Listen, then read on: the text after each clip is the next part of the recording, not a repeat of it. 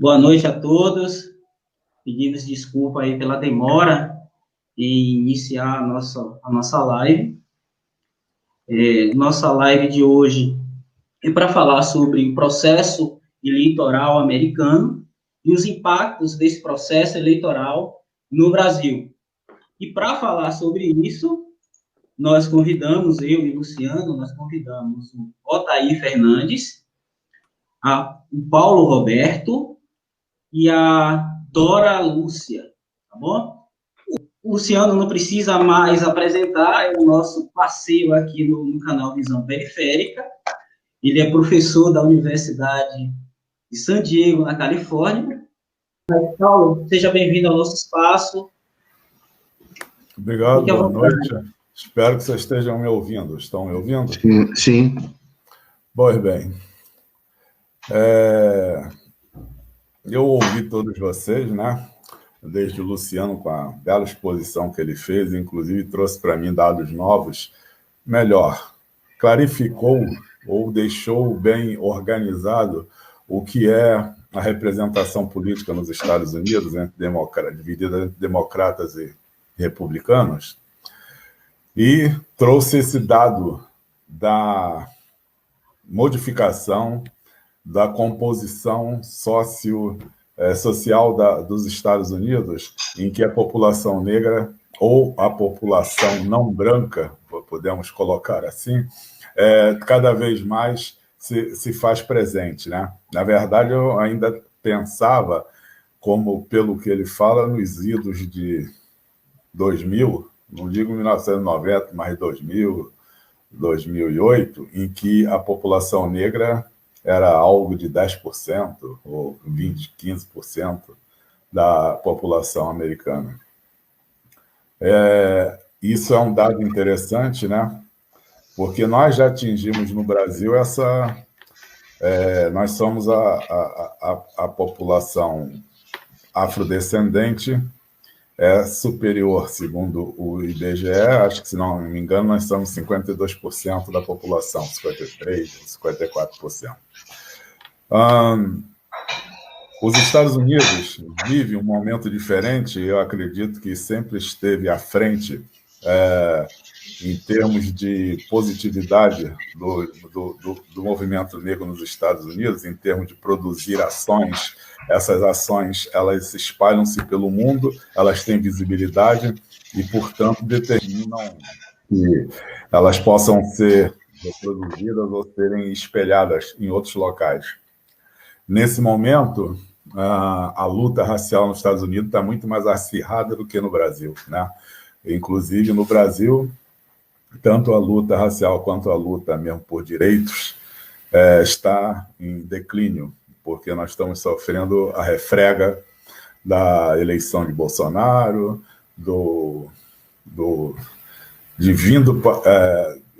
como eu ia dizer, como posso dizer assim, o aparecimento ou as pessoas às quais a gente reputava como pessoas que não se mostrariam ou não colocariam para fora todos os seus preconceitos, tiveram espaço e estão colocando com toda a força que tem os seus preconceitos, ou seja, estavam reprimidos, né? Em termos, por mais que a gente fale da democracia brasileira, mas a democracia brasileira nos últimos 20 anos, talvez um pouco mais, não permitia que manifestações tais como um cara botar no período pré-eleitoral alguns homens botarem atrelados a um carro uma coisa de feno, de capim, melhor dizendo, e oferecer para a população, para as pessoas que eles consideravam mais burras, incapazes, etc., né? Isso seria, provavelmente, o cara seriam presos, a própria polícia não permitiria, né?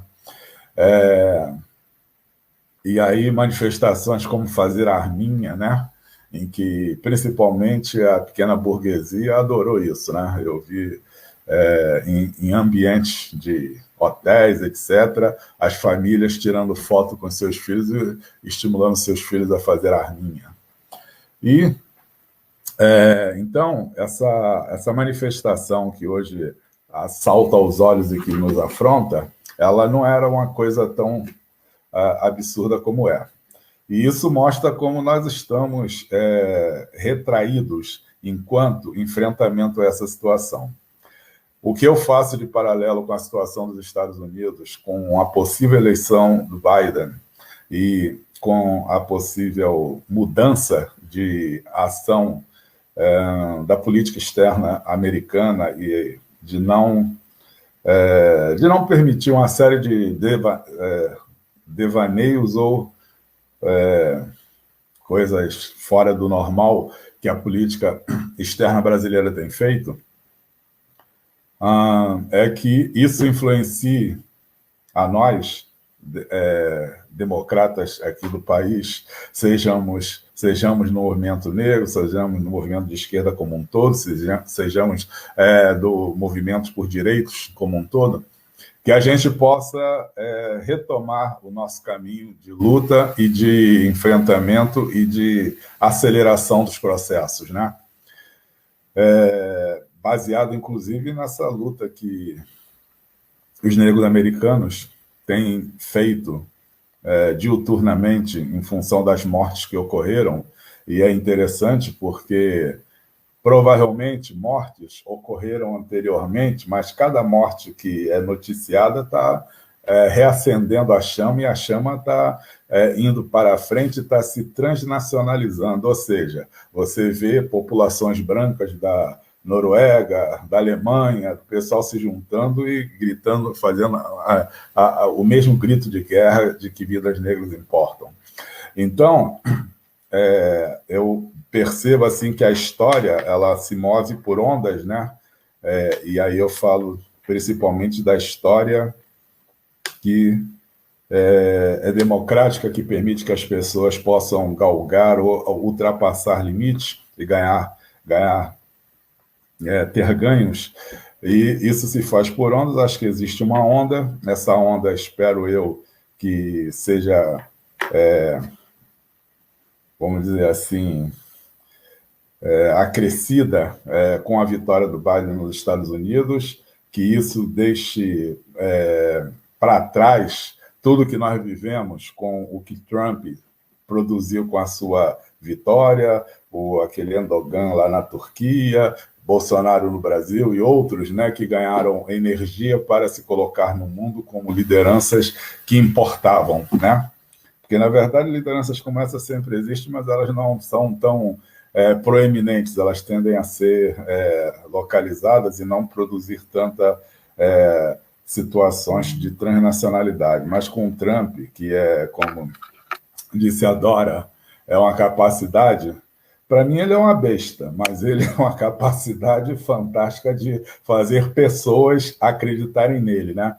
E essa coisa aí de como ele é importante para as pessoas que são os agricultores, as pessoas que têm baixo nível de escolaridade, e que é aquele modelo americano do sujeito que é muito arraigado no que importa a ele, que não está preocupado com o que importa para a comunidade, a não ser que a comunidade sejam de iguais dele, normalmente um ambiente pequeno, e que vê o mundo muito na base do que pode interessar a si próprio, né? E essas pessoas têm um número, elas importam e elas fazem essa corrente que faz com que o Trump ganhe votos, ganhe aliados e ganhe fala cada vez maiores para poder se manter. Pois bem, de modo geral, eu estou acreditando que todo esse movimento, ou seja, que tudo que o Trump fez vai trazer uma força a mais para quem está querendo fazer exatamente o contrário. Ou seja, nos Estados Unidos, os negros se reergueram de uma maneira importante, tornaram transnacional a sua luta e fizeram... eu hoje acredito muita coisa no que tem se falado, né? Que você tem que trazer as pessoas brancas para a questão. Você tem que responsabilizá-las, elas têm que ser responsabilizadas. Desculpe, estou me expressando mal. Elas têm que se sentir responsáveis pelo conjunto da sociedade, que inclui as pessoas negras. E que acho que cabe a gente mostrar isso. E existe essa discussão tanto no Brasil como em outros locais do mundo, como nos Estados Unidos, de que não é só convencer os negros que não são convencidos de que essa luta é importante, essa união é importante, mas também convencer os brancos. E eu vejo as pessoas brancas que estão nos movimentos nos Estados Unidos e fora dos Estados Unidos lutando pelos mesmos ideais, e isso torna clara essa coisa do racismo estrutural, né? Me parece, no meu entendimento, diria até rudimentar, perto de vocês todos, do Otair, por exemplo, do Luciano, da Dora, que está em xeque a estrutura capitalista, que é muito baseada na estrutura do racismo, ou o que se chamou de racismo estrutural. E por racismo estrutural não é só o racial negro e branco, mas é também como é que eu direi assim, os curdos e os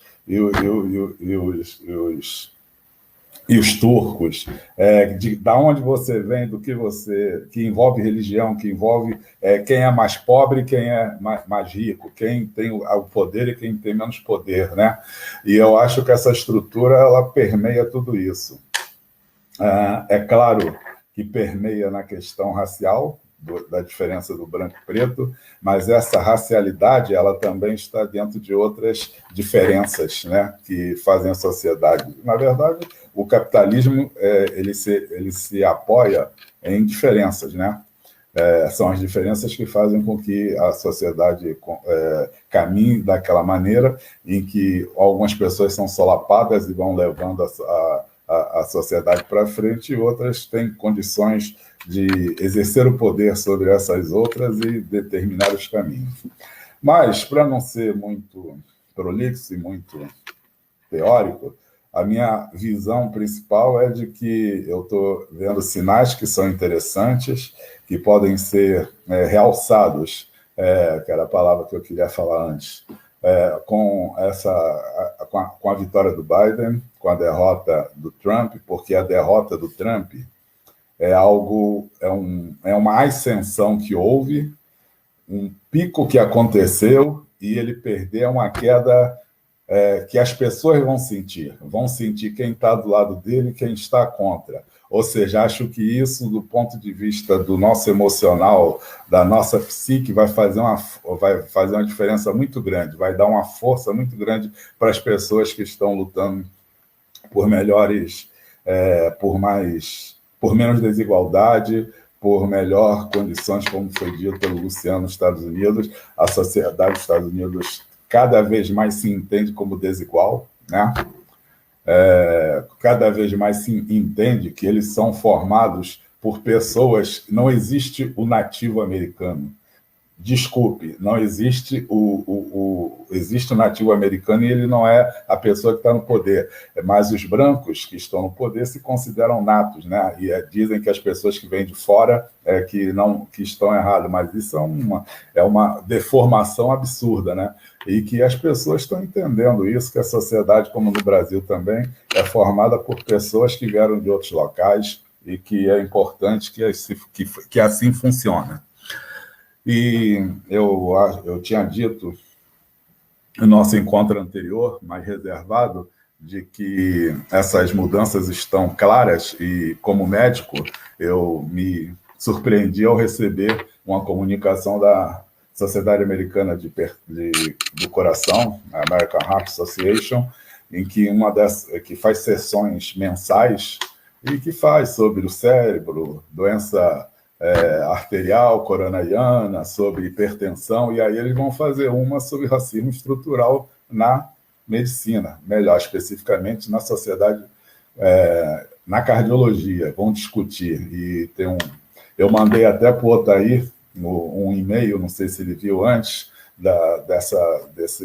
desse chamado, começa esse dia 11, eu vou me inscrever, e a proposta é um médico negro que vai puxar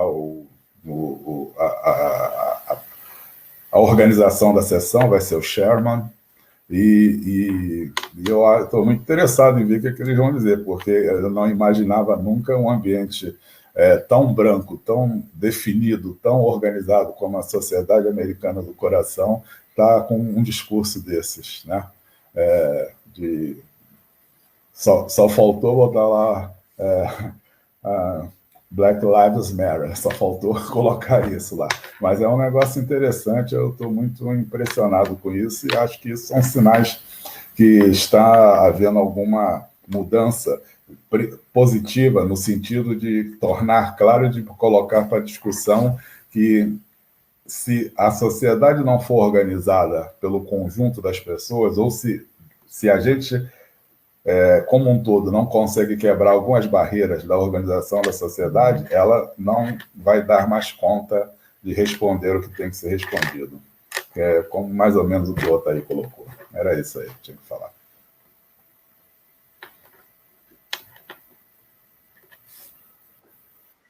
Ok, Paulo, obrigado pela participação.